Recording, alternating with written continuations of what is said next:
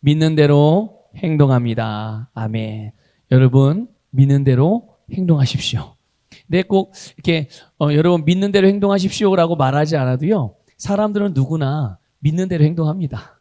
이거는 조금 이따 이제 말씀드리겠지만 하나님께서 사람을 지으실 때 이 사람 안에 역사하는 그 창조의 원리예요. 그래서 모든 사람은 자기가 믿는 바대로 행동하게 되어져 있어요. 근데 이제 중요한 거는 무엇을 믿느냐가 중요하겠죠.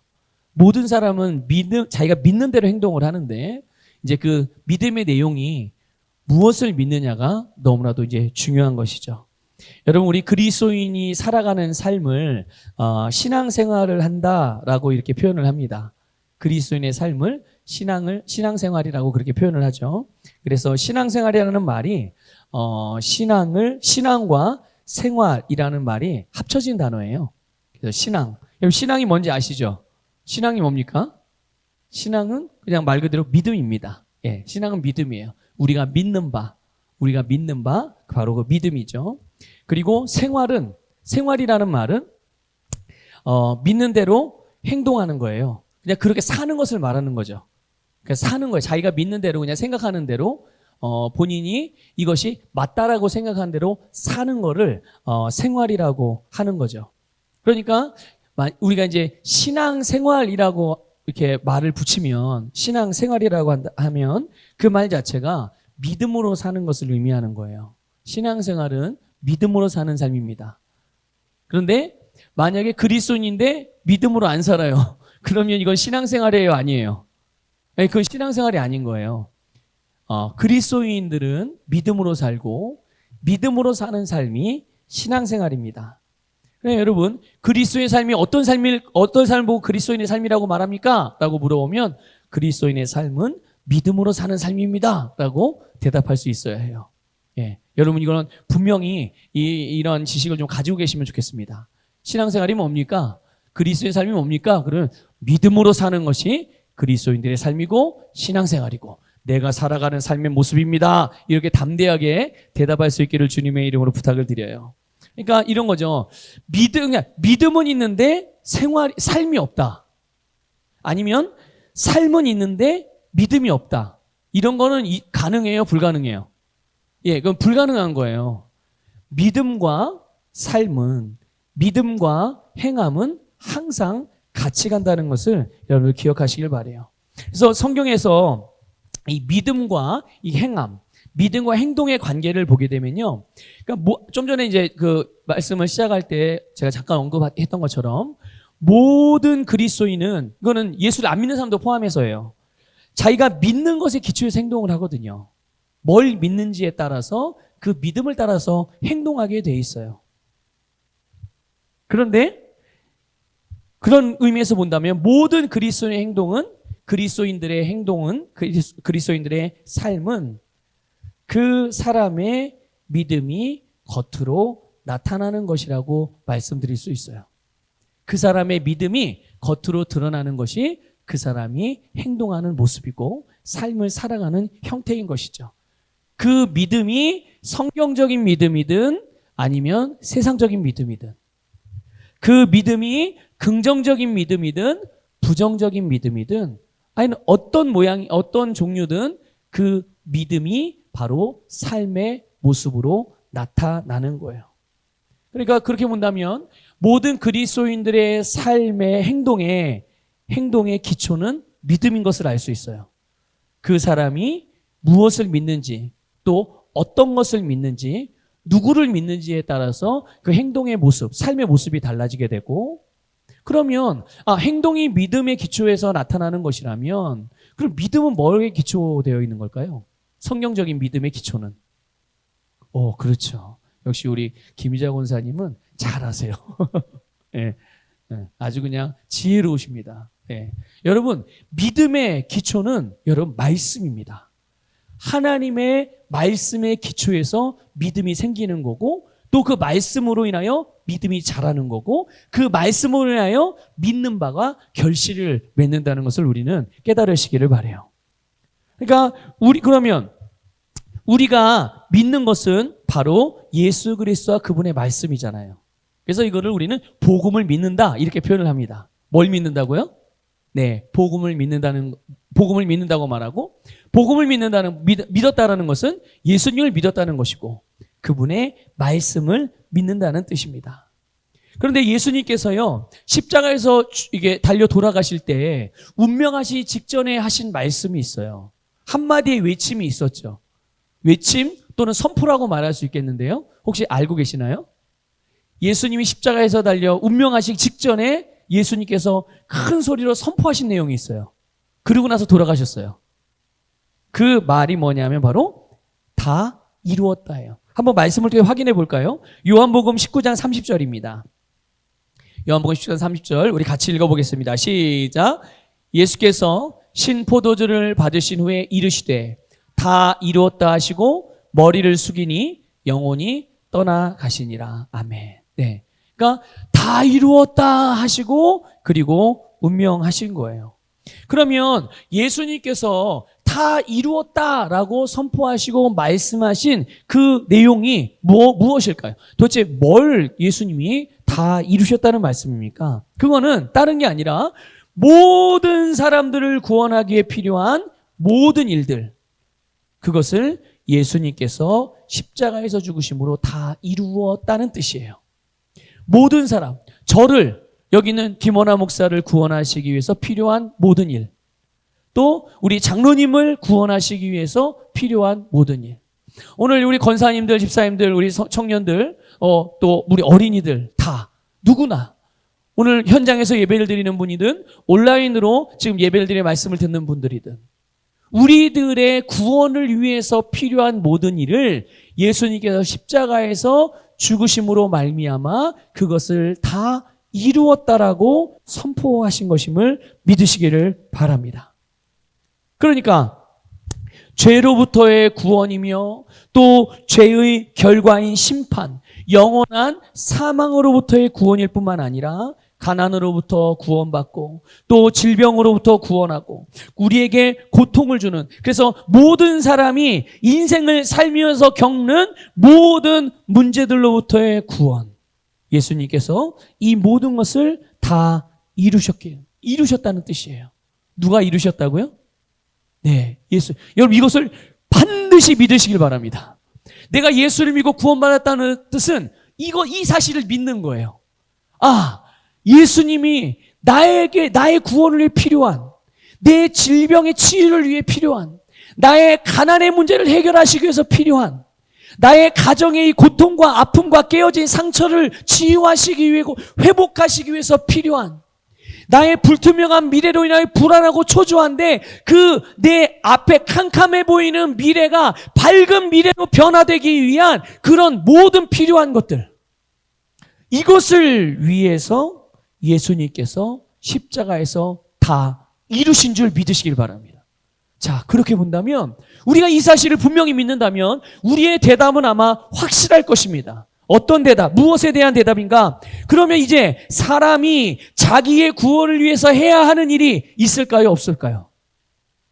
예수님이 십자가에서 모든 나의 구원을 위해 필요한 모든 일을 다 이루셨어요. 그렇다면 여러분 확실히 믿으시죠? 예, 그렇습니다. 예수님이 십자가에서 다 이루셨어요. 그럼 이제 나는 나의 구원을 위해서 필요한 그 일을 이루기 위해서, 완성하기 위해서 내가 해야 될 일이 있어요? 없어요? 내가 할 수 있는 일이 있어요? 없어요? 없는 거예요. 왜 없어요? 왜 없어요? 네, 예수님이 나를 대신해서 다 이루셨기 때문에. 그래서 오늘 본문 말씀은 그 구원을 은혜라고 말씀하고 있는 것이고 값없이 주신 것이라고 말씀하고 있는 줄 믿으시기를 주님의 이름으로 축복합니다. 그런데 만약에 이렇게 우리 각자의 구원을 위해서, 자기의 인생의 문제를 해결하기 위해서 자기의 힘으로 구원을 얻으려고 한다면, 그래서 이렇게 노력하고 저렇게 애쓰고 정말 그 모든 인생의 문제들을 해결해 보기 위해서 고군분투한다면 그것은 곧 무엇을 의미하는 것이에요? 그것은 예수님께서 나를 위해서 행하신 일들을 부정하는 거예요. 나의 구원을 위해서 예수님 십자가에서 이루신 그 일을 안 믿는다는 거죠. 주님께서 하신 일이 나하고는 상관없는 일이기 때문에 나는 나를 위해서, 나의 구원을 위해서 난 여전히 계속 애써야 하고 노력해야 하고 더 좋은 삶, 더 의로운 삶, 더 나은 삶을 나는 계속 살아가야 합니다. 라는 그런 모습으로 살게 되는 거예요. 하나님을 인정하지 않는 것이죠. 자, 그러면 이렇게 본다면 여러분, 지금 이 세상에서, 우리가 살아가는 세상에서 세상 사람들이 무엇을 위해 살고 있나요? 한번 여러분 보세요. 여러분 주변 이웃들이 살아가는 삶을 보세요. TV에서 나오는 예수를 믿지 않고 살아가는 사람들, 세상에 속한 사람들의 삶의 모습들을 한번 생각해 보세요. 그들이 무엇을 위해서 살고 있습니까? 각자 나름대로 의미를 부여하고 자기의 인생의 목표를 가지고 살아가고 있는 것 같지만 사실 그걸 다 하나하나 뜯어보면 결국은 자기의 인생의 문제를 해결하기 위해서 애쓰고 노력하는 삶을 살아가고 있는 거예요. 가난을 해결하기 위해서, 가난으로 오는 고통을 받지 않기 위해서 열심히 돈을 벌려고 노력하는 거죠. 누가? 자기가. 자기의 힘과 자기의 재능과 자기의 애씀을 통해서 어떻게든 수입을 증가시키고 재정을 확장시키려고 노력해요. 어떤 사람은 세상에서 무시당하지 않기 위해서 또는 세상으로부터 좋은 평판과 인정을 받고 또 높은 사회적인 지위를 얻기 위해서 열심히 이 사람 저 사람 만나고 다니고 열심히 뭔가를 배우고 열심히 사람들의 의견을 듣고 사람들에게 뭐 좋은 일들도 하고 그런 삶을 위해서 열심히 노력하고 살아가죠. 뭐 때문입니까? 그게 본인의 삶의 목적이기 때문에 그럴까요? 아니요. 무시당하기 싫기 때문에, 외면당하기 싫기 때문에, 거절당하는 그런 수치감을 해결하기 위해서, 그런 문제를 겪지 않기 위해서 사람들은 그런 삶을 살아가는 거예요. 결국 무엇입니까? 세상에 속한 사람들은 열심히 살아가고 각자 나름대로 꿈도 있고 목표가, 인생의 목표가 있는 것 같지만 영적으로 보게 되면 예수님께서 이미 다 이루신 일을, 모든 인류를 위하여, 모든 인류를 대신하여, 모든 사람을 대신하여 예수님이 그들의 구원을 위해서 다 이루신 일을 부정하고 하나님을 인정하지 않는 행동으로 살아가고 있는 것이에요. 이것이 세상과 세상에 속한 사람들의 열심히 살아가고 있는 그런 삶의 모습이라는 거죠. 그러면 여러분, 세상 사람들만 그럴까요? 세상에 속한 사람들만요? 과거에 여러분, 오랜 과거에 이스라엘 백성들도 자기의 행위를 의지하면서 스스로 구원을 얻고자 애쓰며 살아갔어요. 누구도요? 네, 구약의 이스라엘 백성들. 아니, 구약에서의 이스라엘 백성들뿐만이 아니에요.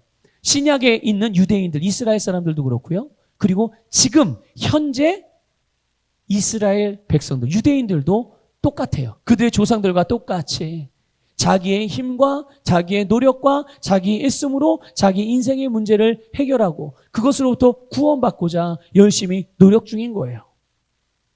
그런데 여러분, 로마서 9장 31절 32절 말씀은 이렇게 말씀하고 있기 때문에, 이렇게 말씀하고 있어요.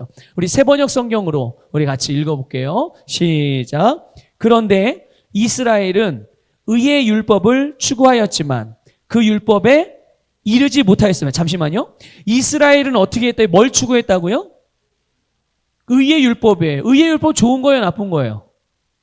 이제 이 율법에 대해서 다음 주나 이제 다음 주쯤에 한번, 다음 주 수요일에 말씀을 드릴 수 있겠네요. 여러분, 율법은 여러분 좋은 것입니다. 나쁜 것이 아니에요. 하나님이 모세를 통해 주신 거잖아요. 하나님이 주신 것이 나쁜 게 있나요? 아니에요. 성경은 율법은 좋은 것이라고 말씀하고 있어요. 율법은 거룩한 것이라고 말씀하고 있어요. 네.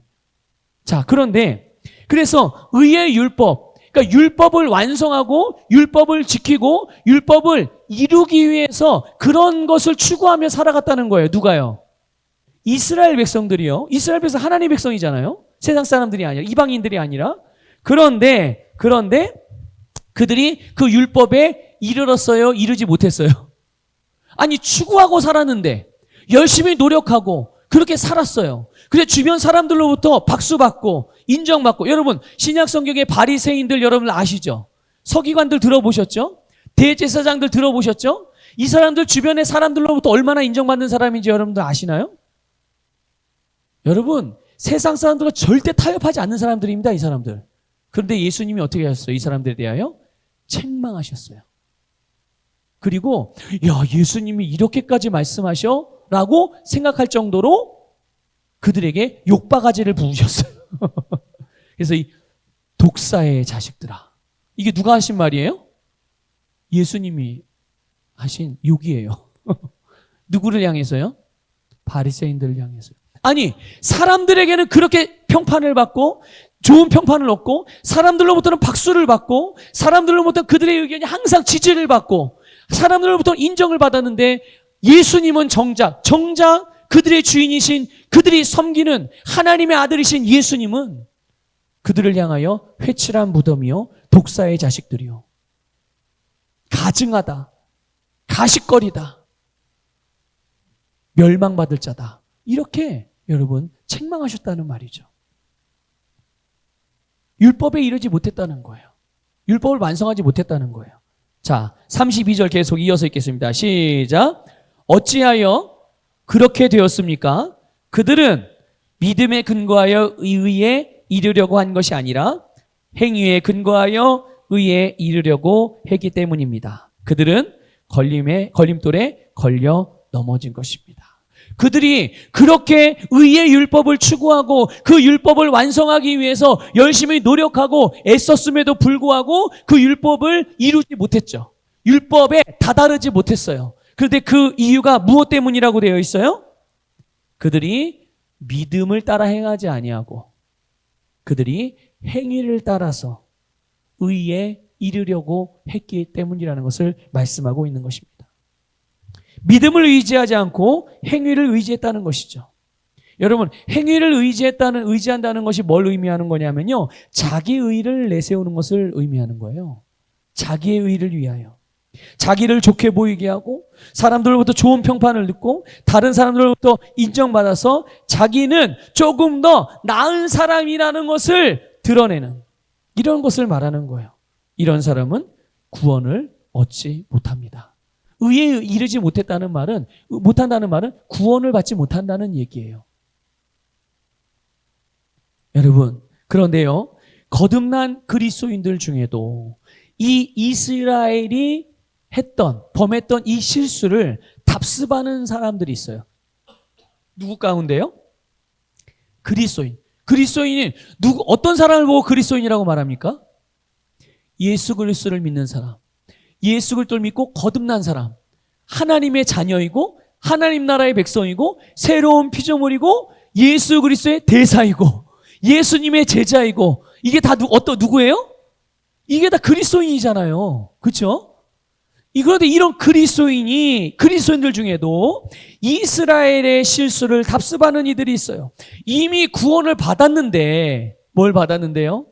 네, 이미 구원을 받았어요. 자, 어떻게 구원을 받았습니까? 그들이. 그리스도인이 어떻게 구원을 받았어요? 여러분 자신이 구원받은 방법을 내가 어떻게 구원받았었지? 생각해보면 금방 알 수 있죠. 여러분 어떻게 구원받으셨나요?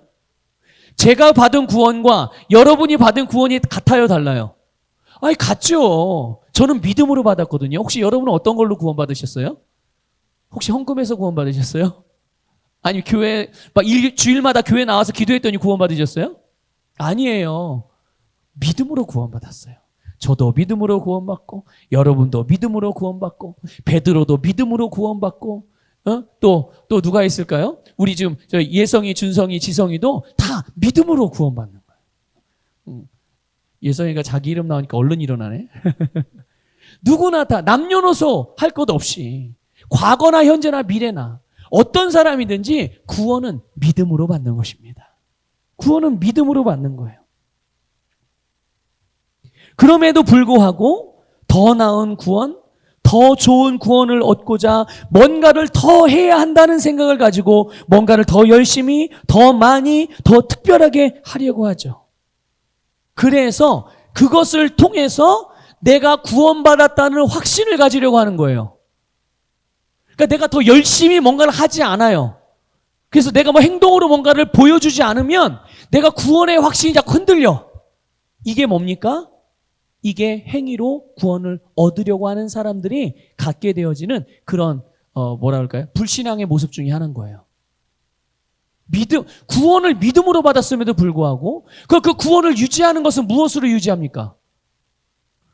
당연히 믿음으로 유지하는 거죠. 그리고 그 구원을 내 삶에서 현실의 열매로 나타내는 것도 무엇으로 하는 거예요? 믿음으로 하는 거거든요. 믿음으로. 그런데 그것을 계속 뭔가를 내가 열심히 해서 그 행한 결과를 봐야만 아이고 내가 구원받았구나. 아이고 하나님이 나를 사랑해 주시는구나. 아이고 하나님이 내 기도를 응답해 주시는구나. 이렇게 확인을 하게 되는 거죠. 자기가 했던 일의 결과를 보면서 구원의 확신을 갖게 되는 것. 그렇게 하려는 모든 시도들.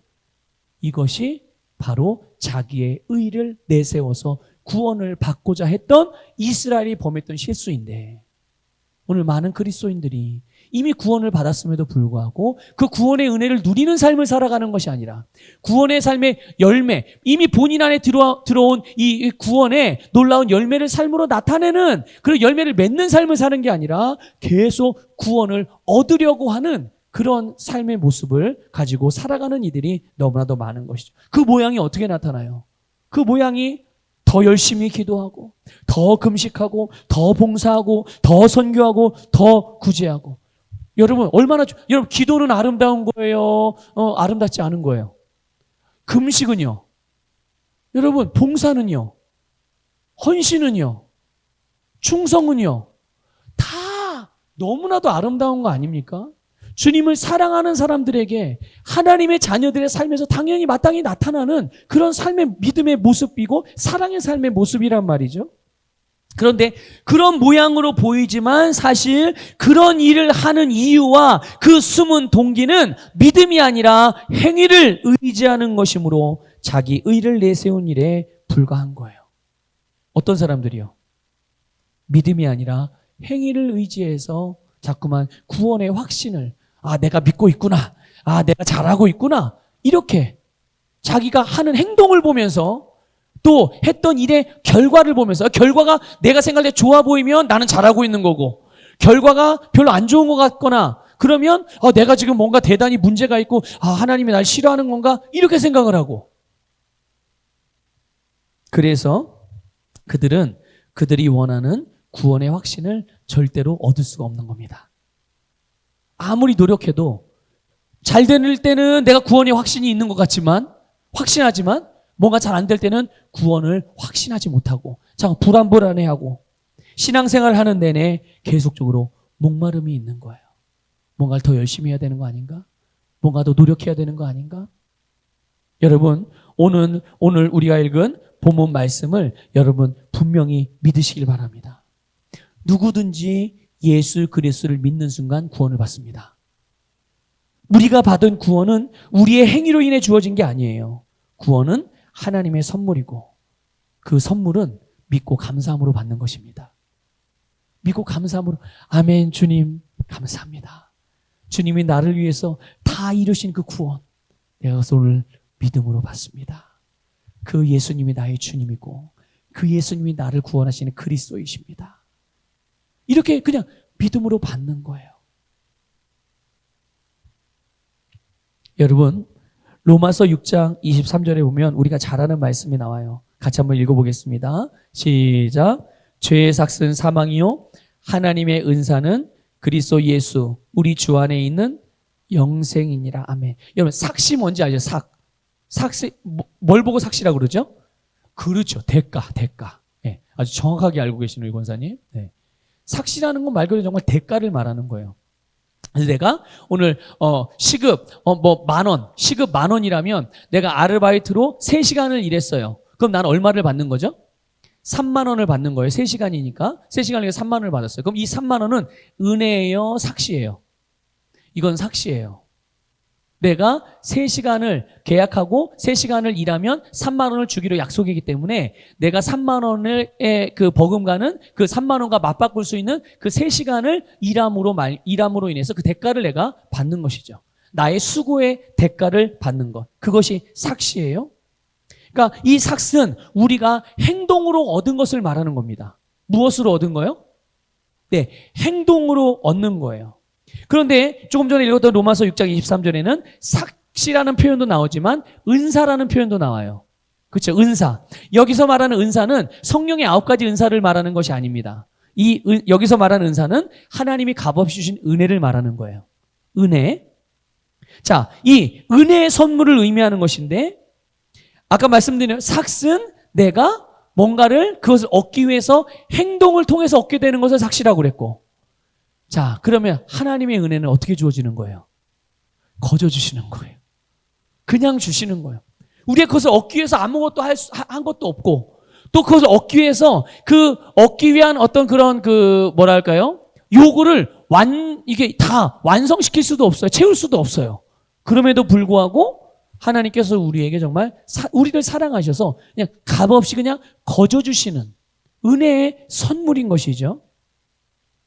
그런데 우리가 만약에 하나님의 은혜를 받기 위해서 뭔가 열심히 노력하고 열심히 행동해서 그것을 얻고자 한다면 그것은 삭시입니까? 은혜입니까? 삭신 거죠. 삭신 거예요. 자, 그런데 여러분 이제 우리 지난주에도 나눴기 때문에 여러분 아시겠지만 하나님을 기쁘시게 하는 원리가 있죠. 하나님, 어떻게 하는 것이 하나님을 기쁘시게 하는 일입니까?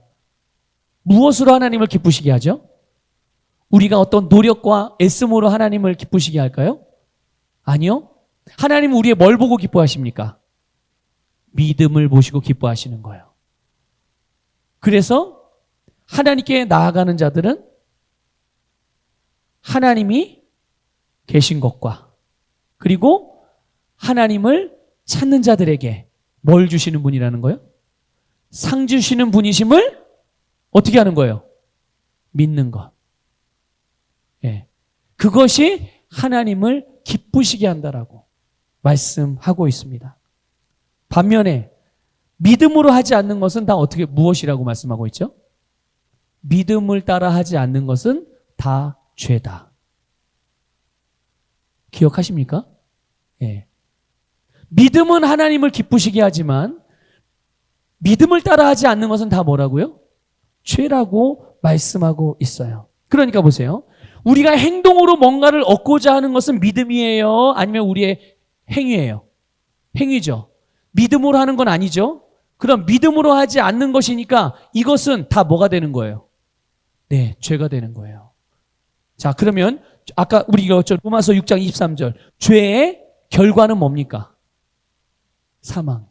내가 노력과 애씀으로 뭔가를 하나님의 것들을 얻으려고 하고 하나님의 마음을 만족시키려고 하고 애쓰고 노력하고 나 스스로도 그것에 만족하기 위해서 열심히 노력하고 애쓰는 일은 믿음을 따라 하는 일이 아니기 때문에 자기 의의를 행동을 의지해서 하는 일이기 때문에 이것은 하나님의 기쁨이 되지 않을 뿐만 아니라 죄가 되고, 그러니 당연히 그렇게 살아가는 사람들의 삶에는 어떤 결과, 어떤 열매들이 따라다닐까요? 사망에 속해 있는 열매들이 그들의 인생의 열매로 나타난다는 것을 여러분들 반드시 깨달으시기를 주님의 이름으로 축복합니다. 그래서 그 삭스로 행위를 의지하고 살아가는 삶은 그 삭스로 말미암아 사망을 얻게 되는 줄 믿습니다. 자, 그러나 하나님께서 값없이 주시는 이 은혜의 선물을 믿음으로 받으면 그 선물 자체가 뭐라고 말씀하고 있어요? 아까 로마서 6장 23절에 그 선물 자체가 뭡니까? 영생이에요. 사망이 아니라 영생이기 때문에 예수 그리스도 안에서 바로 영생을 얻는 거예요. 구원을 받는 줄 믿으시길 바랍니다. 그래서 모든 좋은 것, 모든 선한 것, 모든 영원한 것들을 예수 그리스도를 믿음으로 받는 줄 믿으시길 바라요. 그래서 여러분 주님으로부터 뭘 얻기를 원하세요? 여러분의 삶에서 하나님이 여러분에게 주신 것들이 어떤 것들이 열매로 나타나기를 원하십니까? 그것은 여러분의 애씀과 노력과 행동으로 열매 맺는 게 아니라 믿음으로 열매가 나타난다는 것을 깨달으시기를 축복해요. 이렇게 예수 그리스도를 믿으면, 은혜의 선물을 믿음으로 받으면 그 사람 안에 예수께서 다 이루신 우리의 구원을 위해 필요한 모든 것을 다 받게 되는 줄 믿습니다. 자, 그러면 여러분 이렇게 물어볼게요. 여러분 예수 그리스도를 믿으십니까? 정말 믿으세요? 그러면 믿는 자 안에는 이미 하나님께서 그 믿음을 따라 하나님의 선물인 예수님을 받았으니 그 예수님을 말미암아 우리에게 영생이 주어진 거 맞습니까? 자, 여러분 영생을 가지고 있는 게 맞아요? 그렇죠. 우리는 이미 영생을 가진 자들임을 기억하시고 항상 그것을 인식하고 살아가기를 바랍니다. 우리의 구원을 위해 필요한 모든 것이 이 영생의 복 안에 다 들어있어요. 그것을 하나님이 우리에게 예수님을 통해서 주신 것입니다. 그래서 여러분, 믿음으로 받은 그것은 바로 진짜 그 사람 안에 있는 거예요. 여러분, 믿음으로 주님을 받으셨습니까? 믿음으로 여러분 구원을 받으셨습니까? 믿음으로 영생을 받으셨습니까?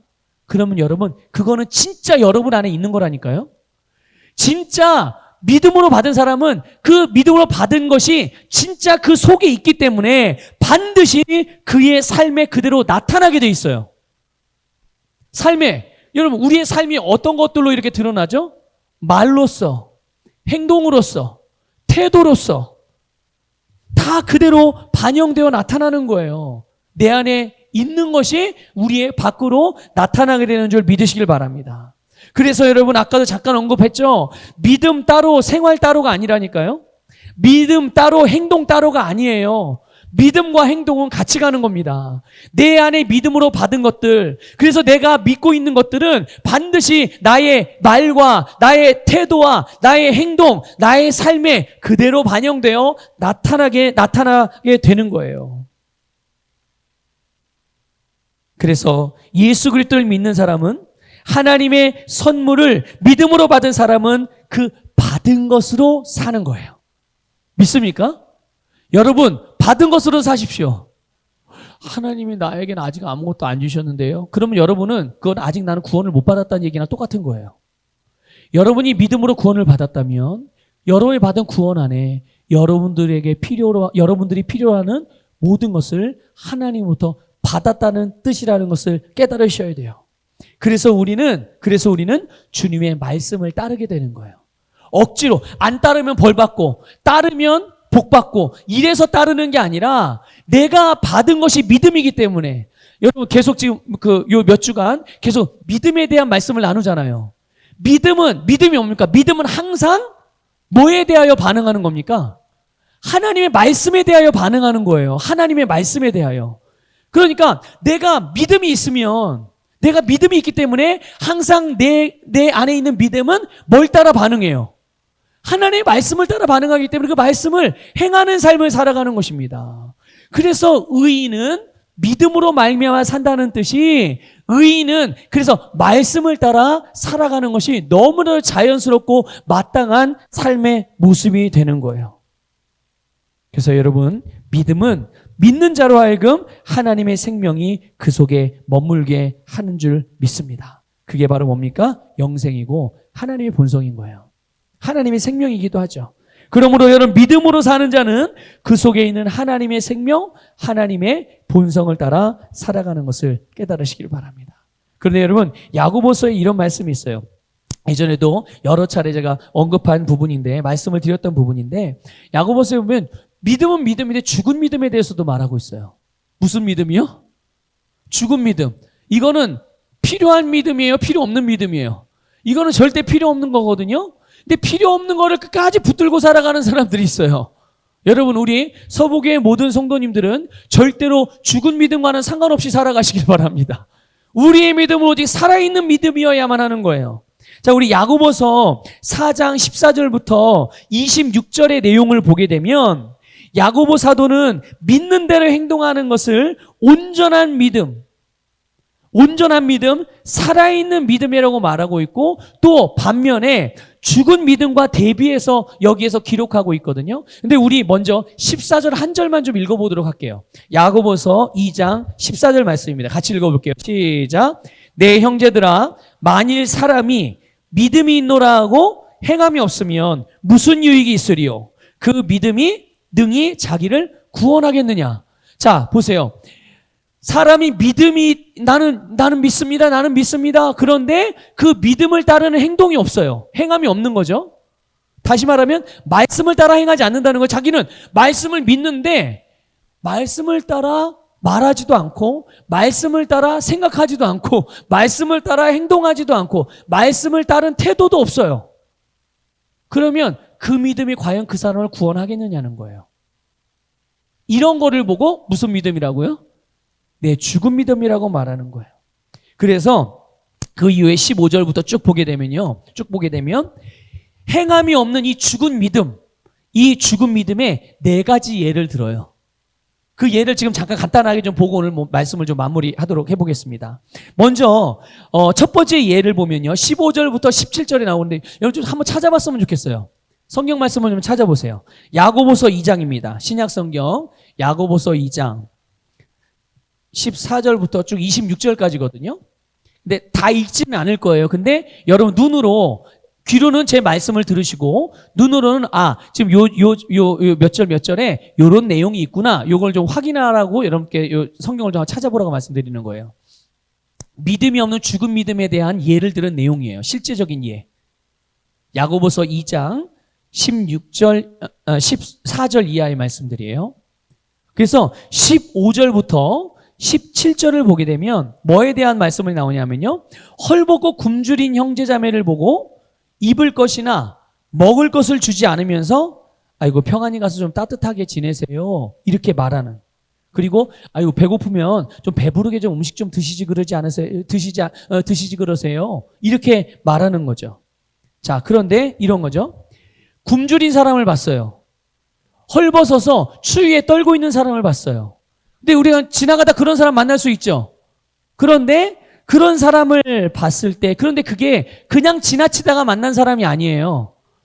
성경에는 야고보서 2장 15절 이하에는 누구를 보고 말하는 거예요? 그냥 지나치는 사람이 아니라 형제 자매를 말하는 거예요. 이것은 혈연적인 형제 자매들도 의미하고 또 영적인 형제 자매들, 예수 그리스도 안에서 한 몸 된 그리스도 안에서의 공동체를 말하는 거예요. 서로 우리 옆에 있는 성도들을 말하는 거죠. 그들을 바라보면서 그들 중에 누군가가 굶주리고 있어요. 헐벗어서 추위에 떨고 있어요. 왜? 뭐 때문에 그럴까요? 있는데 밥을 안 먹어서 배고픈 게 아니에요. 옷이 있는데 집에 빨리 못 가가지고 추위에 떨고 있는 게 아니에요. 몸을 따뜻하게 할 수 있는 옷을 살 수 있는 돈이 없어요. 배가 고프고 허기가 짖지만 한 끼 양식을 살 수 있는 돈이 없어서 굶고 있는 거예요. 그런 형제 자매를 우리가 봤다고 예를 들어 봅시다. 그런데 그런 형제 자매를 보면서 어떤 마음이 들어요? 안쓰럽고 긍휼히 여기는 마음이 들잖아요. 그래서 그러는 거예요. 아이고 집에 가서 좀 따뜻한 밥 좀 먹고 배부르게 좀 지내. 그렇게 배고파하지 말고. 아이고 지금 이렇게 날씨가 추운데 이렇게 얇은 옷을 입고서 이렇게 떨고 있으면 어떡해. 빨리 집에 가서 두꺼운 이 파카옷을 입든가 세타를 입든지 좀 그렇게 해서 몸을 좀 따뜻하게, 감기 걸리겠네. 그래서 자기는 집으로 홀랑 간 거예요. 그런 거를 보고 뭐라고 말하는 거예요? 그런 걸 보고 죽은 믿음이라고 말하는 거예요. 나는 먹을 수 있는 양식이 있고 나는 나를 따뜻하게 할 수 있는, 추위에 떨지 않을 수 있는 옷이 넉넉함에도 불구하고, 있음에도 불구하고 형제자매들의 그런 모습을 보면서 말은 거창하고 말은 위로하고 말은 공감하는 것처럼 여기지만 실제로는 아무런 도움을 하나도 주지 않는 거예요. 이런 그리스도인이 한 말은 진실한 말이 아니라는 거예요. 배부르게 밥 먹어, 옷 따뜻하게 입어, 이 말은 진실한 말이 아니라는 뜻이에요. 만일 그 사람이 자기의 형제자매가 진짜 배부르기를 원했다면, 진짜 몸을 따뜻하게 하기를 원했다면 그 사람은 그들이 필요한 것을 줬을까요? 안 줬을까요? 줬겠어요? 안 줬겠어요? 그게 진심인 겁니다. 그게 진심인 거예요. 근데 진심이 담겨있지 않은 그냥 말로 하는, 인사치레로 하는 말들, 주지 않고 나누지 않고 그러니까 그들에게 별 관심이 없었기 때문에 그들이 뭐 배고픈지 뭐 몸이 따뜻한지 추운지 이런 거 별로 크게 관심이 없는 거죠. 그러니까 당연히 주지 않고 그런 상태에서 하는 말은 다 공허한 것이죠. 그런데 그런 사람들이 교회 가서는, 예배당에 가서는 주여 주여 믿습니다 고백하고 산다는 거예요. 믿음을 고백하면서 그에 따라서 행동하지 않는 것, 여러분 이게 바로 죽은 믿음이라는 것을 말씀하고 있는 거예요. 여러분이 믿는 바가 분명하다면 그 믿음을 따라 주는 자로 살아가시기를 주님으로 축복합니다. 두 번째 예가 19절에 나와요. 두 번째 죽은 믿음의 예. 그게 뭐냐면 이런 거예요. 귀신도 하나님이 한 분이신 것을 어떻게 한다고 그래요? 믿고 떤대요. 이 떤다는 말은 무서워한다는 거예요. 공포심을 갖는다는 뜻이에요. 이 떤다는 말은 하나님을 경외하고 이게 아니라 공포심에 떠는 거를 말하는 거예요. 하나님을 믿고 떤대요. 누가요? 귀신들도. 그러니까 귀신도 하나님이 계시다는 걸 믿어요, 안 믿어요? 믿는다는 말이에요, 여러분. 그런데 중요한 것은 뭡니까? 왜 귀신이 하나님이 계신 것을 믿는데 왜 귀신은 하나님을 보면서 공포심에 두렵고 떱니까? 왜 두려워하고 떨죠? 귀신들은 회개하지 않기 때문이에요. 뭘 하지 않는다고요? 하나님이 계신 거는 믿지만 그들은 돌이키지 않아요. 절대로 회개하지 않습니다. 회개하지 않아요. 그렇기 때문에 회개하지 않기 때문에 그들 앞에 오게 되는 것은, 기다리고 있는 건 뭐예요? 심판이에요, 심판. 회개하지 않은 죄, 돌이키지 않은 이 사탄에 대한 마지막에 기다리고 있는 거는 하나님의 심판밖에 없어요. 그러니까 이 귀신도 자기 앞에 심판이 있다는 걸 알까요, 모를까요?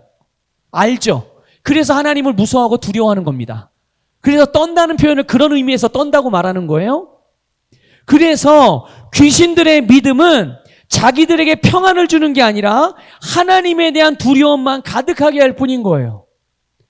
그러니까 하나님이 있다는 것도 알고 하나님이 어떤 분이라는 것도 귀신들은 다 알지만 돌이키지 않고 회개하지 않기 때문에 그런 이 귀신들의 귀신들에게 뭐 인생이라고 표현해야 되나? 이거 뭐라고 표현해? 하여튼 어쨌든 귀신은 있으니까, 존재하고 있으니까, 활동하고 있으니까.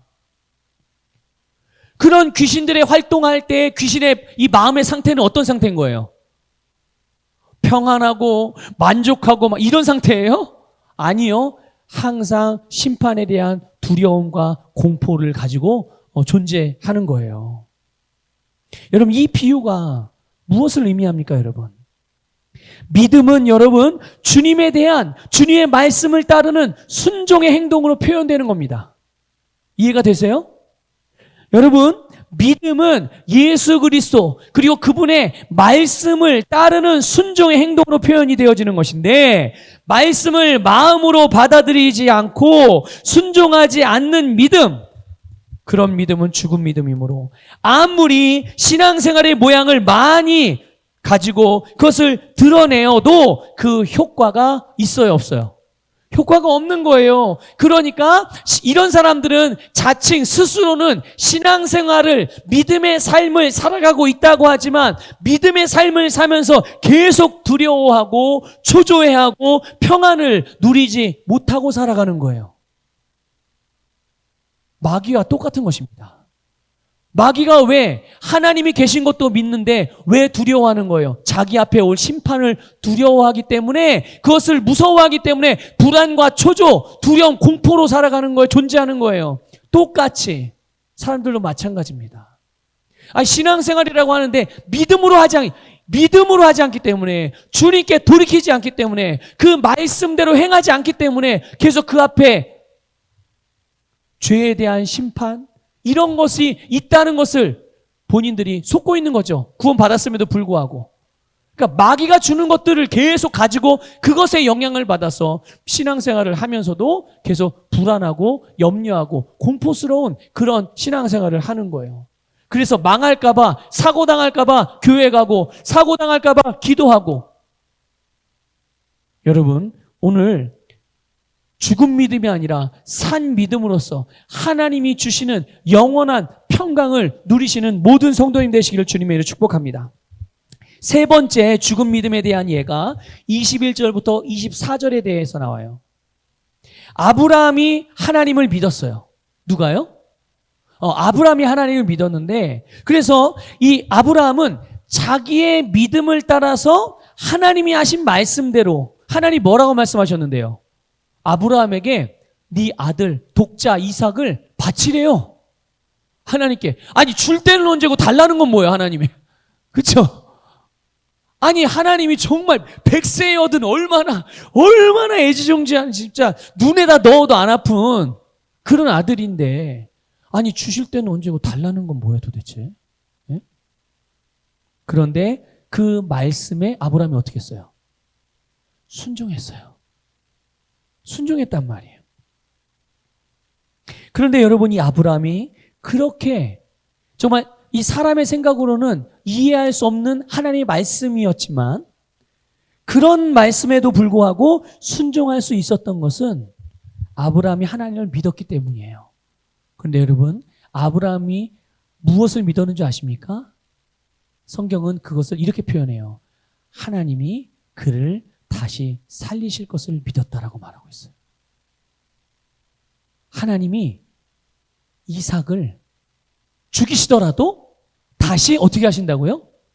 네, 살리실 것을 믿었기 때문에 이삭을 조금도 주저하지 않고 하나님이 말씀하시자마자 바로 믿음으로 반응하여 하나님 앞에 드릴 수 있었다는 것이죠. 이렇게 이 아브라함이 자기의 이 순종의 행동을 통해서 그의 믿음이 행동으로 나타났고, 하나님께서는 그의 살아있는 믿음을 의로 여기신 거예요. 여러분, 믿음은 순종의 행동을 통해서 강해지고 자라가고, 이 결국 그 다음 단계로 나아가는 발판이 되게 한다는 것을 믿으시기를 주님의 이름으로 축복합니다. 마지막으로 여러분, 네 번째 이 믿음에 대해서 보면요, 25절에 보면 기색 라합의 이야기가 나와요. 기색 라합. 이 라합은 이제 구약 시대에 이스라엘 백성들이 애굽에서 나와서 이제 가나안 땅을 정복해야 되는 시점이 와요. 그때 여리고라는 성에 두 명의 정탐꾼을 파견합니다. 두 명의 정탐꾼을 파견을 하는데, 아니 세상에, 이 두 명의 정탐꾼이 파견되어져서 간첩 활동, 이 정보를 수집하는 간첩 활동을 하고 있다는 것을 이 여리고 왕이 들은 거예요. 첩보를 입수했어요. 그래서 그놈들이 어디에 있느냐 알고 봤더니 기생 라합이 운영하는 호텔에 있다는 거예요. 숙소에. 그런 첩보를 입수해서 군대를 조직해서 빨리 그놈들을 잡아오라고 그 군인을 보낸 거예요. 그때 이 기생 라합은 바로 여리고에 살고 있던 가나안 여인이에요. 이방 여인입니다. 그리고 그의 직업이 뭐라고요? 기생이에요. 기생. 그런데 이 여인이 그런 신분이고 그런 이방인이었음에도 불구하고 하나님께서 이스라엘 백성들을 그 강대했던 애굽에서 초자연적인 역사로 구원하셨다는 이 소식을 들었던 거예요. 그 내용을 다 들었고, 그러면서 이 여인의 마음속에 바로 이 야훼라는 신이 진짜 하나님이구나, 이거를 믿은 거예요. 누가요? 라합이요. 이방 여인이 기생 라합이. 그리고 가만히 이제 거기 이게 숙소니까 얼마나 많은 여행객들이 왔다 갔다 하면서 이 나라 저 나라 정보들을 다 알려주겠어, 소식들을. 근데 가만히 들어보니까 그런 하나님이라는 신이 이스라엘 사람들에게 자기가 지금 살고 있는 가나안 땅을 다 주었다는 얘기를 들은 거예요. 그런데 희한하게 이 여인이 그것도 믿은 거예요. 이 가나안을 하나님이 이스라엘 백성들의 소유로 주셨구나. 그럼 이제 이 여인은 어떻게 해야 될까요? 그것을 믿었으니까 대비를 해야 되겠죠. 그럼 나는 어떻게 해야 되지? 난 어떻게 해야 되지? 그래서 이 여인이 자기가 믿는 바대로 선택을 한 거예요. 그래서 어떻게 했습니까? 자기 자신과 자기의 가족들을 구원하실 분으로 믿은 거예요. 누구를요? 네, 하나님을요. 하나님을. 그런데 이런 믿음이 있던 라합이 했던 믿음의 행동이 무엇이었습니까? 그런 믿음을 가지고 있었을 때 이 라합이 했던 믿음의 행동, 그가 믿은 대로 행동을 했거든요. 그 행동이 뭐였냐면 이스라엘의 정탐꾼 두 사람을 자기 집에 숨겨줍니다. 그리고 이 정탐꾼을 잡으러 자기 나라의 왕이 파견한 그런 군인들을 피해서 다락방에서 줄을 내려가지고 그들을 탈출시켜줍니다.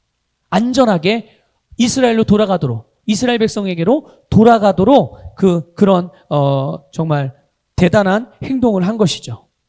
그리고 또 하나의 행동이 있어요. 그게 뭐냐 하면 이제 드디어 이스라엘이 이 여리고를 이제 정복하러 들어오게 될 때 이 여인이 했던 행동이 또 하나 있어요. 그게 뭘까요? 자기 창문에다가 붉은색 줄을 달아내려서 다른 집들과 자기의 집을 구별시켰어요. 그래서 이제 이스라엘 백성들이 여리고를 점령할 때 이제 그 집은 어떻게 되는 거예요?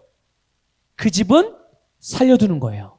그 집은 남겨두고 그 빨간 줄이 없는 집들만 싹 다 멸망시키고 그들의 것들을 취해오고 그것들을 정복하는 이런 일들이 일어나게 된 것이죠. 그로 인해서 어떻게 됐습니까? 여리고가 무너졌을 때 라합과 그의 가족은 다 구원을 받았어요. 여러분, 이게 무엇을 의미합니까? 물론 여러 가지 의미가 있지만 여러분이 오늘 깨닫기를 원하는 바 한 가지는 뭐냐면, 여러분 예수님을 믿는다면 공동체적인 그런 마음을 가져야 될 필요가 있어요. 무슨 마음이요? 네, 공동체적인 마음을 가져야 돼요. 그래서 예수님을 믿는다면 주님의 가르침과 메시지를 전하는 사람들과 연합해서 하나님의 뜻을 함께 이루어 가시기를 주님의 이름으로 권면을 드립니다. 누구처럼요? 이 라합이 이스라엘의 정탐꾼 두 사람의 뜻과 합하여서 이스라엘 백성들이 여리고를 정복하는 일을 어떻게 한 거예요? 완성할 수 있도록 함께 연합한 거예요. 동역한 거죠. 그래서 어떤 도전이나 어떤 위험이 있더라도 주님의 일에 함께하는 동역자가 되시기를 축복합니다. 또 여러분, 믿음은 절대로 은밀하게, 믿음은 절대로 혼자 속으로만 갖고 있는 게 아니다라는 것을 아셔야 돼요. 공개적이어야 하는 것입니다. 라합이 붉은 밧줄을 모든 사람이 다 보는 앞에 달아내린 것처럼 내가 그리스도인이라는 것을 아무도 모르게 해서 혼자 믿고 혼자 조용히 묵상하고 혼자 조용히 헌금하고 혼자 조용히 살고, 이거 여러분 믿음의 삶이 아니에요. 믿음의 삶은 공개적인 것입니다. 공개적인 거예요. 모든 사람이 다 알 수밖에 없죠. 왜 그렇습니까? 그리스도인은 소금이거든요. 그리스도인은 빛이거든요. 그리스도인은 예수님의 편지거든요. 그리스도인은 예수님의 향기거든요. 이걸 어떻게 숨겨두고 어떻게 가둬두고 어떻게 묶어둬요? 그렇죠? 여러분, 이거는 드러날 수밖에 없는 거예요. 그런데 이거를 꽁꽁 숨기고 신앙생활을 한다? 이거는 신앙생활이 아닌 거예요. 그래서 여러분, 우리가 무엇을 하든 어디에 있든 언제든지 모든 행동이 믿음으로 행하는 일들이 되어야 되는 거예요. 이런 우리의 행동, 우리의 삶이 세상과 우리를 구별하고 구원의 길을 우리의 세상 가운데 보여주게 된다는 것을 깨달으시기를 주님의 이름으로 축복합니다. 여러분, 모든 사람은 믿음으로 구원을 받습니다. 그리고 모든 그리스도인은 믿는 대로 행동하게 되는 것이죠. 그 믿음의 행동, 예수 그리스도를 믿음으로 예수님과 같이 행동할 때 여러분, 우리의 삶은 완벽한 구원의 삶이 되어지고 구원받은 저와 여러분을 통하여 이제는 세상이 구원을 얻게 되는 통로로 쓰임받는 우리가 되는 줄 믿으시기를 축복합니다. 그래서 여러분, 믿는 대로 행하십시오. 믿는 대로 행동하세요. 두려워하지 마시고 주저하지 마시고 믿는 대로 강하고 담대하게 살아가시기를 주님의 이름으로 축복합니다.